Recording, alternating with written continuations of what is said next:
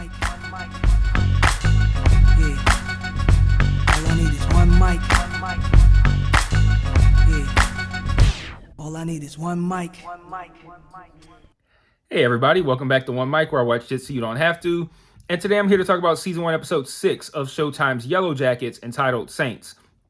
Title's pretty obvious, I think. It kind of ties into a lot of the religious themes that we saw in this episode as it pertains to Lottie and Laura Lee. I think it was interesting that, when Lottie decided that she wanted to get some advice about her visions, to find out if this was like God's plan or, something that's wrong with her per se, she would go to Laura Lee, because of course Laura Lee is going to say it's God giving you these visions, right?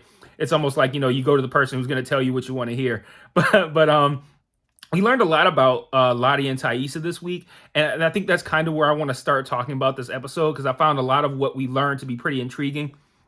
We start the episode with Lottie as a kid seemingly having a premonition that her parents were about to get into a car accident. She screams, the light turns green, they don't go, and an accident happens in the intersection where it looks like someone died.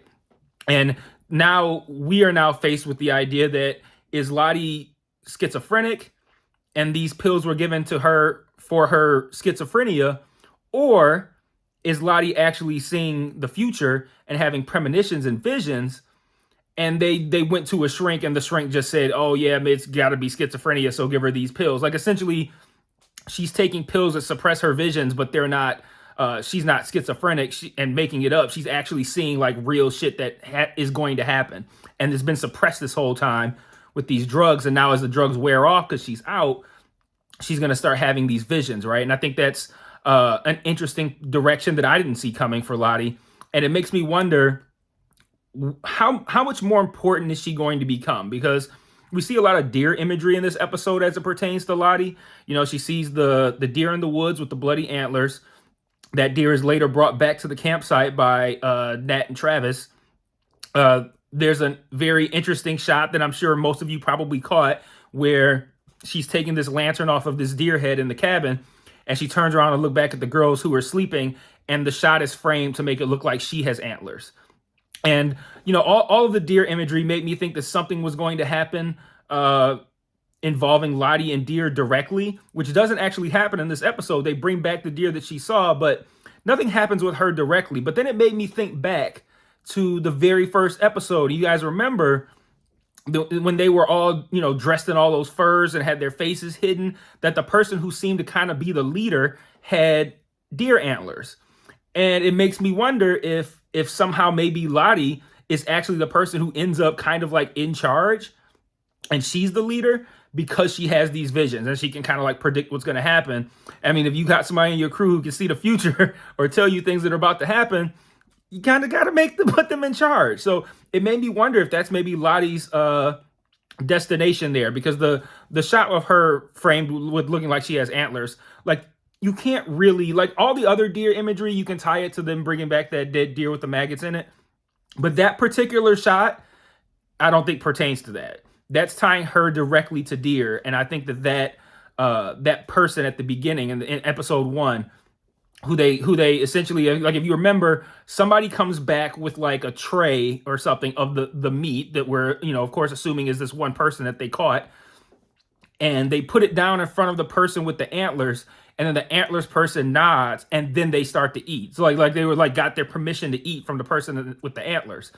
So it makes me wonder if that's Lottie, which would be an interesting direction to take her as well, because the show has played around a lot with kind of like who's gonna be the person that actually like starts to take charge and starts to make these tough decisions that are gonna have to happen. Like, they flirted with it being Jackie very, very early on. They have been, and I still think are, flirting with it being Shauna. And now I'm starting to wonder if that deer imagery is leaning toward it being Lottie. So lots of interesting stuff from that perspective that I thought was worth talking about here. And then as far as Shauna goes with the who's going to be the leader kind of deal, like the fact that when they looped her in at the end of last episode, Shauna comes in, they pick up right there with Shauna coming to Nat's, and they, lay out everything that they know, which, one, Shauna seems offended that she wasn't told this already. And then like they mentioned something. One of them mentions that reporter woman, Jessica something. One of them mentions her, and Shauna goes, "I thought I told you to take care of her." Talking to Taissa, who is a politician, like it kind of seems like Shauna still has some sway over them. Like she might have, had to do some crazy shit, or she was in charge, and so they still kind of like defer to her to a degree. But I also think they might be suspicious of her because she didn't get a postcard. So like, they're doing a lot with Shauna, and I think there's a whole lot more to be revealed here because the conversation that she had too when she was at brunch with Jackie's parents, which I'm going to talk about that scene later. She goes to Jackie's room and she has this vision of Jackie in there, and Jackie says something like, "It's not your fault." She goes, "I know," and she goes, something to the effect of, "I'm just fucking with you. It actually is your fault." And it felt to me like Shauna is responsible for something more than just stealing her boyfriend, and maybe directly involved in whatever it is that happened to Jackie. I again curious with how they're doing this, who might be in charge thing, but I'm also curious what's happening with Jackie. But I'm going to talk about that scene momentarily. Not that scene, but like that whole sequence with the brunch, because that gave me some thoughts as well. As far as Taissa goes, we seemingly confirmed that the lady in the tree that Sammy was seeing was actually Taissa. The episode closes with Taissa kind of like almost like perched in a tree, not high up, but like, in like an area near a tree. And she's face is all dirty, just as Lottie had seen her previously in the episode.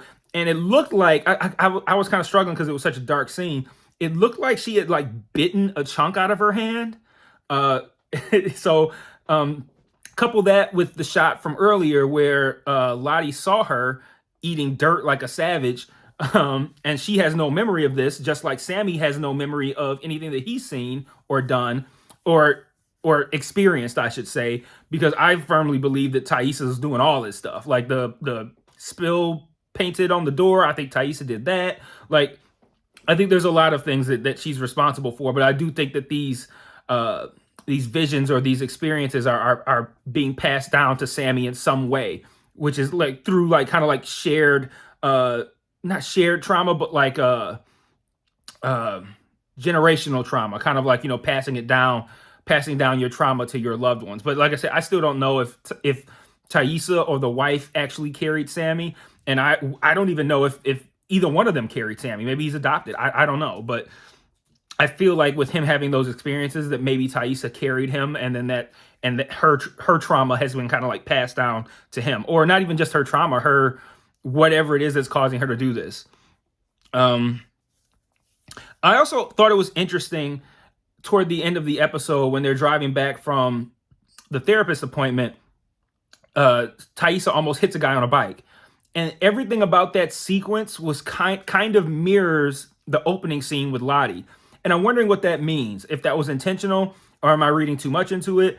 But, Sammy doesn't do anything to prevent this accident from happening. Taissa's wife sees it and she slams on the brakes. But like, it was just interesting that there was almost an accident in an intersection with the framing of the two adults in the front seat and the kid in the back in the middle. Like, I don't know. It just seemed like they were trying to tie those two things together.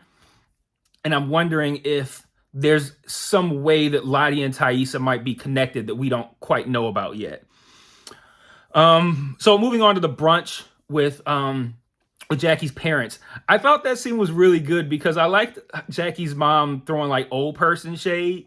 Like, it wasn't like young person shade is a lot more direct, and old person shade almost comes off like it's meant to be a compliment or like they didn't mean it that way. But they always do mean it that way. And this whole brunch, Jackie's mom is completely shitting on Shauna in like the nicest possible way. I thought that was kind of entertaining to watch. And then Jeff actually stands up for her, which I think was a nice moment as well. But from that scene, I think that we are meant to again feel like Jackie is dead. And I feel like the show wants us to feel and believe that Jackie is dead so badly that it makes me think she's not. Now, that scene convinced me that the four of them probably believe she's dead. But for some reason, I'm not on board yet. I don't think Jackie's dead. I just don't see it. But the show wants us to believe that. to the point where if she actually is dead, I'm gonna be like, man, you didn't have to. If she was actually dead, why were you working so hard to convince me? Like, you could just shown her be dead. Like, I don't know, what's the point of making me wonder and then just blowing it up? But I think again, at the end of the day, I'm looking at this with an overly, overly critical eye. Not critical like I'm being critical of the show, but trying to like really dig in and see what's going on. And if you're just casually watching the show, you're probably not even thinking this kind of shit. Like, is Jackie alive? Is Jackie dead? You're probably just watching it and enjoying it. So it'll probably work on those people if at some point Jackie's revealed to be alive. It's gonna fucking blow their minds. I'm gonna be sitting here like, man, they sure did take a long time to tell me I was right. But we'll see where that goes. Let's see, what else do I have here? I also liked how after that brunch, and after Jeff stood up for her, they have this nice conversation in the car, and Jeff's, basically reassuring her of where she stands with him. And he says he loves her, and she touches his hand, holds his hand, but doesn't say it back. And I thought that was interesting because earlier we had just seen in one of the, the Wilderness timeline, 96, that Jackie tells Shauna that Jeff had said he loved her right before they left, and she didn't say it back. So I thought that was interesting that now we have two moments in the same episode where Jeff has told one of them that he loves them and they didn't say it back. I don't know if there's anything that's going to come out of that or not, but it's interesting. And then it seemed to be a good moment for them. And then he says that he has to go to the furniture store late at night. And there's like this whole thing of this other woman and what's happening with Adam kind of hovering over all this because Adam's texting her the whole time. She's ghosting him. Jeff saying the nicest things like, he wouldn't do anything differently and he loves her and he's happy with their marriage, all this kind of stuff. And there's still that looming kind of like he has this other woman on the side. I think, what was her name? Bianca. And she's got Adam. And then he leaves to go to the furniture store and she texts back Adam and with like they plan on getting nasty. She texts back Adam what he needs to be doing, what he needs to be doing to be ready for her. And it just kind of further makes me feel like we are those of you, because I can't say those of us because I am not including myself in this, but those of you who believe that Jeff is cheating on Shauna with that other woman, I still firmly believe like this to me is even more confirmation because they're leaning into it so hard that this is even further confirmation that he's not cheating, that there's something else going on and Shauna's taking it the wrong way and this whole Adam thing's going to blow up. But if it does come to light that he's cheating but still saying all these really nice things about their marriage and about her, I guess I'll get lambasted in the comments because I'm going real hard on the Jeff's not cheating thing when it's really looking bad for the guy. So moving on to Misty, we don't see Misty too much this week, but she does. We see her steal pills from her job. And then that's the first time we see her. And the last time we see her, she's grinding them up and she injects them into the leg of that reporter and ties her up misery style in her basement on the bed. And this is what I'm wondering. And I'm wondering if it's me looking too deeply into it or if this is what the show wants us to wonder. Did Misty apprehend her because she thinks that Jessica is behind this because she had overheard Nat and Taissa and Shauna discussing her? Did she go like, because in her never-ending quest for their approval, did she apprehend her because they suspect her? Or did she apprehend her because she might know that Misty's behind it? I'm leaning toward option B, that she might know that Misty's behind it. There's an interesting moment in their phone call where she says something like, your plan's not working. And then she goes, my plan? Like, that's rich, or something to that effect.